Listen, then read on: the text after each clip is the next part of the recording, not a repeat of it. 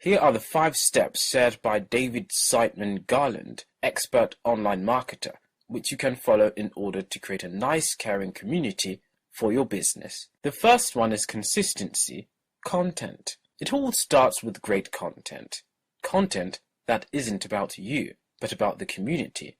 Whether it be bunny lovers, football fans, or 16-year-old band geeks, content that is educational, inspirational, and or entertaining, your unique spin. Consistency is also huge. How often are you posting? Do you disappear for weeks on end with no updates, and then create the "Ole, sorry I haven't posted" post? Sure, it is okay to go on vacation or something like that, but why not give a quick heads up? Secondly, design to share. The content that gets shared the most online is like peanut butter, easily spreadable. Good content is spread by your community, on Facebook, Twitter, etc., perhaps posted to their blog, or sent to a social bookmarking site. How do you make it shareable? Headlines matter. Is it complicated? Trying to be too clever? Too boring? There isn't an exact formula here. However, the shorter and more relevant gets more shared. It gets your attention. The other huge component is adding the right plugins to your blog to enable 1 or 2 maximum click sharing. At the very least, make it easy to send to the most popular sites. Number 3. Engaging and or caring.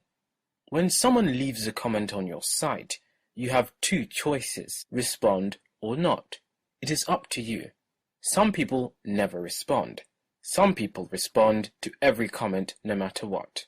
Of course, over time, it will be difficult to respond to everything as your community grows. However, I've noticed success when you make it a priority.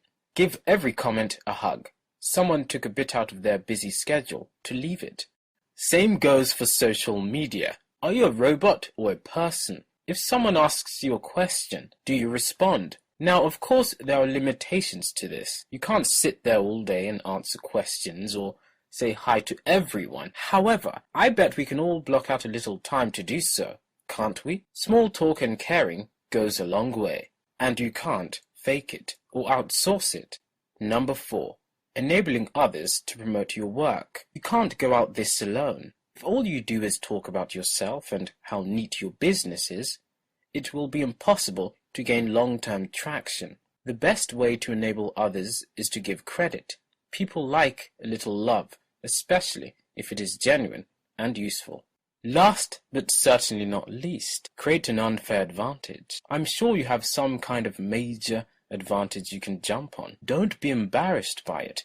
Use it. Go with it. Something, anything that separates you from the pack. Perhaps you are really super smart and others ogle over your brain. Or you are really outgoing. Or you have a lot of connections. Whatever it is, use it to your advantage. One of the biggest mistakes we see on social media today is the lack of appreciation from brands. You have to show people that you are grateful for their participation and their engagement. A simple public thank you is all it takes, but you need to make that a habit and you need to make sure you stick to it for the foreseeable future. At least once a week, go to your community and just offer up a thank you. Thank you for following. Thank you for watching. Thank you for reading. Whatever the case may be, showing appreciation is one of the must-have things that we should do each and every time when logged into our social channels. Remember, you are never too big, you are never too busy to respond to somebody. Even if it's just a message telling them something like a simple yes or no, they'll appreciate that and it will immensely increase their trust in you and your brand. And that sort of stuff is what spreads like wildfire via word of mouth on social media. Thanks a lot for watching.